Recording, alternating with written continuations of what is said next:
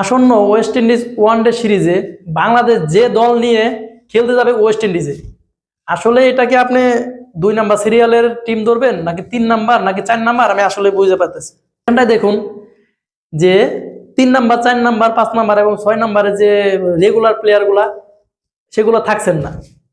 যেখানে দেখুন আমাদের নিয়মিত একজন ক্যাপ্টেন নাজমুল হোসেন শান্ত, তিনি ইনজুরির কারণে থাকতে পারছেন না। আবার দেখুন একজন বিশ্বের সেরা অলরাউন্ডার যিনি মাঠে থাকলে আমাদের একটু শক্তিটা অন্যরকম থাকে, সাকিব আল হাসান, তিনিও থাকছেন না এই সিরিজে। আবার দেখুন ডিপেন্ডেবল মুশফিকুর রহিম, আমরা যার উপাধি দিয়েছি যে ডিপেন্ডেবল মুশফিকুর রহিম, যার উপর ডিপেন্ড করি তিনিও নাই। তাহলে বুঝেন যে বাংলাদেশ কি পরিমাণ একটা দল স্কোয়াড ঘোষণা করেছে। তারপর আবার দেখুন যে যিনি রান মানে খেলার শুরুতেই রানের স্পিডটা উঠাই দিয়ে যায় তাহিদ হৃদয়, তিনি ফর্মে আছেন, ইনজুরির কারণে তিনিও থাকতে পারছেন না। শুধু কি তাই না, আবার দেখুন আমাদের একজন উন্নত মানের বলার কাটার মাস্টার খ্যাত মুস্তাফিজুর রহমান, তিনিও থাকতে পারছেন না ওয়েস্ট ইন্ডিজের বিপক্ষে এই সিরিজে। তাহলে বুঝেন যে আমাদের এই যে ওয়েস্ট ইন্ডিজের বিপক্ষে যে টিম দিয়ে নিয়ে যাইতেছে আদৌ কি পারবে তাদের সাথে খেলতে। ইতিপূর্বে আমরা জানতে পেরেছি যে আমাদের পাইপলাইনে অনেক প্লেয়ার থাকে। ইতিপূর্বের যে বিসিবি বোর্ড সভাপতি ছিলেন তিনি বলেছেন যে আমাদের পাইপলাইনে অনেক প্লেয়ার ছিলেন, যদি অনেক প্লেয়ারই থাকতো তাহলে আজকে এই যে 2জন প্লেয়ার ফ্লাই করবে এমন অবস্থায় তারা স্কোয়াড ঘোষণা করতে পারে না, এই বিপর্যয়ে পড়তো না।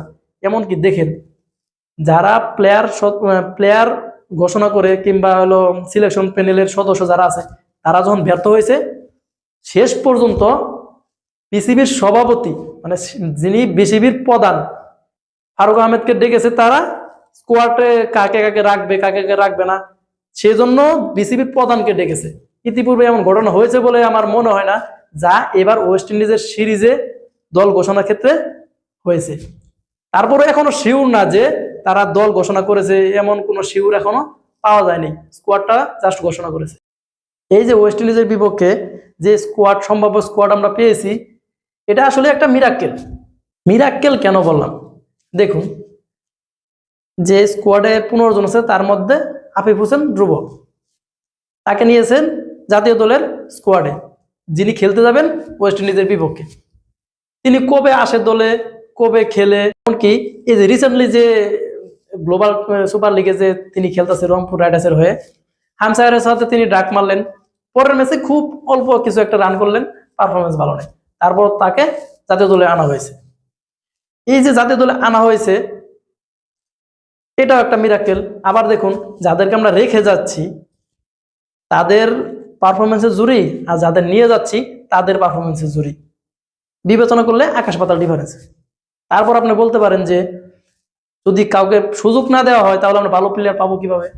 হ্যাঁ, এটা আপনি ঠিক বলেছেন যে বাংলাদেশ ক্রিকেট বোর্ড যেহেতু তাদেরকে সিলেকশন করেছে, সবকিছু বিবেচনা করে চিন্তা ভাবনা করে সিলেকশন করেছে যে আমরা যদি সুযোগ না দেই তাহলে ভালো প্লেয়ার কিভাবে আসবে। যারা খেলে আসছে তারাই তো চিরজীবন খেলে আসবে এমন তো না, তাদেরকে সুযোগ দিতে হবে। তারা যেহেতু সুযোগ পেয়েছে তাদের উচিত হবে তাদের জায়গা থেকে সর্বোচ্চটা ভালো খেলা উপহার দিয়ে তাদের জায়গাটা ধরে রাখার। আমি এতক্ষণ যে আলোচনাটা করলাম সে আলোচনায় একটা দিকে উঠে এসেছে যে আমাদের যে ক্রিকেট প্লেয়ারদের যে পাইপলাইন, সেই পাইপলাইন থেকে সিরিয়ালে তুলে আনলে এটাই হচ্ছে সেরা টিম।